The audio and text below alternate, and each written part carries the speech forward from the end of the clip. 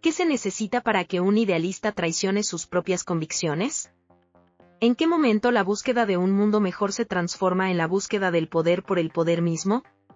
Hoy no vamos a hablar de un personaje de ficción, sino de una mujer cuya vida es un espejo de las contradicciones más profundas de la política, Rosario Robles. Su historia es la de una pionera. Una activista de izquierda radical que escaló hasta convertirse en la primera mujer en gobernar la inmensa Ciudad de México.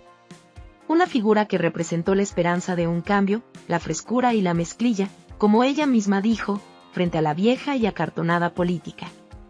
Pero es también la historia de una caída, de dos caídas en realidad, cada una más profunda que la anterior. Es la historia de cómo la arquitecta de programas contra la pobreza se convirtió en el rostro del desvío de miles de millones de pesos destinados, precisamente, a los más pobres. Esta es la paradoja de Rosario Robles. La mujer que fue procesada y encarcelada como la funcionaria de más alto nivel por uno de los fraudes más grandes de la historia de México, para luego, contra todo pronóstico, ser absuelta. Su viaje nos obliga a preguntarnos, ¿fue la villana de la historia, un chivo expiatorio, o el síntoma de un sistema diseñado para la corrupción? Acompáñenme a desentrañar este enigma. Nuestra historia comienza en el crisol de las luchas sociales de los años 70 y 80. Una joven Rosario Robles, estudiante de economía en la UNAM, con una maestría en desarrollo rural, no solo leía sobre la desigualdad, sino que vivía inmersa en ella. Su tesis sobre las mujeres indígenas de Ixmiquilpan ya mostraba su interés por los marginados. En esos años de efervescencia, militó en grupos de inspiración maoísta y se forjó como líder en el aguerrido sindicato de la UNAM. Ella era una de las fundadoras del PRD, el partido que nació para desafiar la hegemonía del PRI y que encarnaba el anhelo de democracia de millones. Su ascenso fue meteórico. Diputada, presidenta de la Comisión de Desarrollo Social y, finalmente, el salto a la primera línea, secretaria de Gobierno de la Ciudad de México. Y entonces, en 1999, hizo historia. Se convirtió en la primera jefa de gobierno de la capital. Su gestión fue un reflejo de su complejidad. Por un lado, impulsó la llamada Ley Robles, una propuesta progresista para despenalizar el aborto que la consolidó como un ícono feminista. Pero por otro lado, mostró su rostro más duro. Durante la huelga estudiantil de la UNAM, la misma universidad que la vio nacer como activista, no dudó en enviar a la policía antidisturbios. Las imágenes de la represión mostraron a una gobernante dispuesta a usar la fuerza del Estado, una pragmática del poder. Era el primer presagio de que, para Rosario, la ideología podía ser flexible. Tras su paso por el gobierno de la ciudad, Robles alcanzó la cima de su partido. Como presidenta nacional del PRD, se decía que albergaba una obsesión: ser la primera mujer presidenta de México. Fue en esa época cuando su destino se cruzó con el del empresario Carlos Ahumada.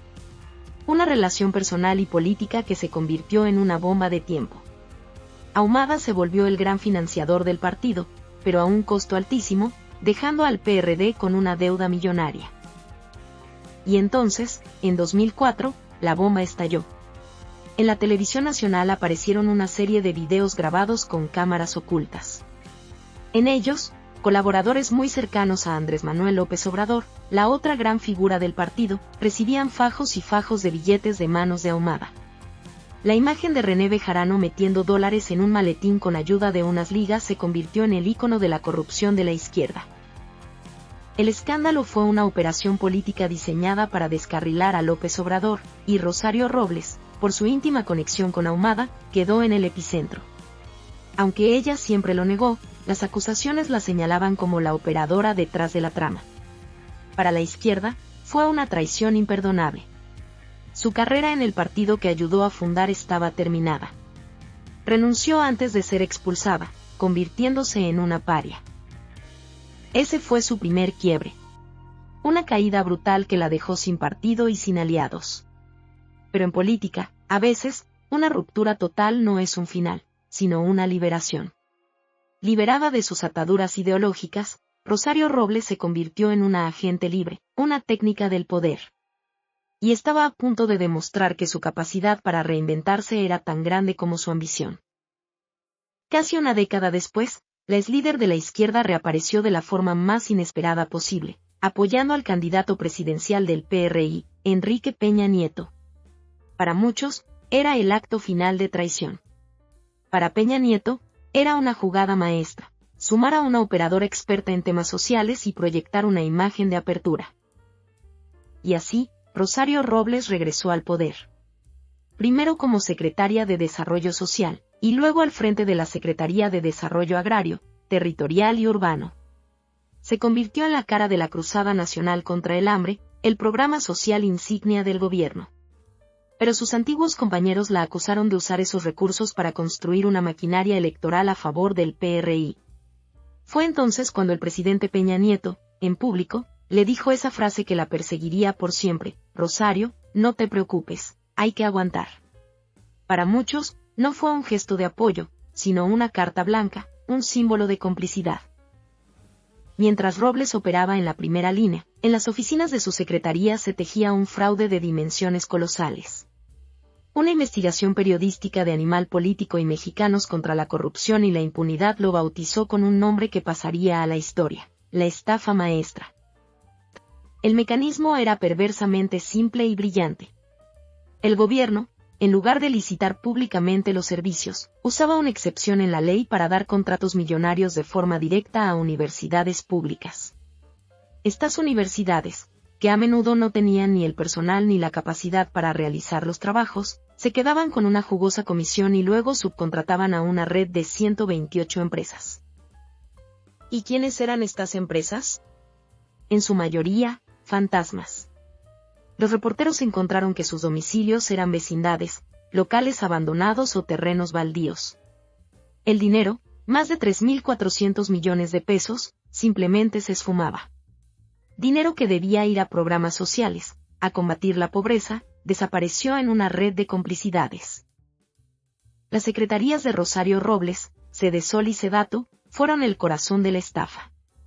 Y cuando ella se movió de una a otra, se llevó con ella a los funcionarios clave que firmaban los convenios. No parecía un acto aislado, sino una maquinaria de desvío bien aceitada y móvil. A pesar de que la red involucraba a decenas de funcionarios y rectores, el foco judicial y mediático se centró en una sola persona: Rosario Robles. Fue la única secretaria de Estado procesada y encarcelada. Y aquí surge la gran pregunta: ¿era ella la mente maestra, o el chivo expiatorio perfecto para proteger a figuras de más alto nivel, quizás incluso al propio presidente?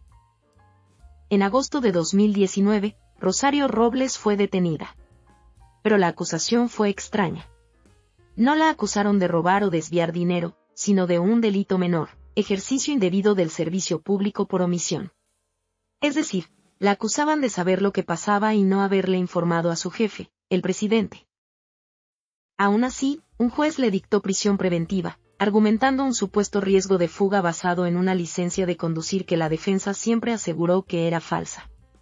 Y así, la mujer que alguna vez fue la más poderosa de la ciudad, pasó 3 años exactos en la cárcel de Santa Marta Acatitla. Se convirtió en el trofeo del nuevo gobierno en su lucha contra la corrupción, pero para muchos, también en una presa política. Desde la cárcel, su batalla legal fue feroz. Y finalmente, en 2022, consiguió la libertad provisional. Pero el golpe final llegó meses después. Un juez determinó que de lo que se le acusaba no era un delito penal, sino una falta administrativa. En otras palabras, el caso penal se cancelaba. La Fiscalía apeló, pero la decisión fue confirmada una y otra vez, hasta que la Suprema Corte la hizo definitiva. Rosario Robles fue absuelta de todo cargo penal. Y así, la historia llega a un final desconcertante. El fraude de la estafa maestra es un hecho documentado. Miles de millones de pesos desaparecieron. Pero la única figura de alto nivel que fue a la cárcel, terminó absuelta por un tecnicismo legal. La absolución de Rosario Robles no significa que el desvío no ocurrió. Significa que, según los tribunales, su conducta específica no encajaba en el Código Penal. Es un resultado legalmente válido, pero que para la sociedad se siente profundamente injusto. Se crea una fractura entre la verdad jurídica y la verdad material. El legado de Rosario Robles es esa contradicción. la pionera feminista y la operadora implacable. La aliada de los pobres y la figura central de un desfalco a los programas sociales. Su historia es una advertencia. Nos enseña que la corrupción no es solo cosa de individuos malvados, sino de sistemas rotos. De leyes con agujeros, de instituciones débiles y de una justicia que, a veces, parece más un laberinto de formalidades que un camino hacia la verdad. Al final, su caso nos deja con más preguntas que respuestas. Y quizás la más importante sea esta: si un fraude de esta magnitud puede quedar impune en los más altos niveles, ¿qué esperanza nos queda de construir un país donde la justicia sea realmente para todos? La historia de Rosario Robles no es solo la suya, es el reflejo de una herida que, en México, sigue abierta.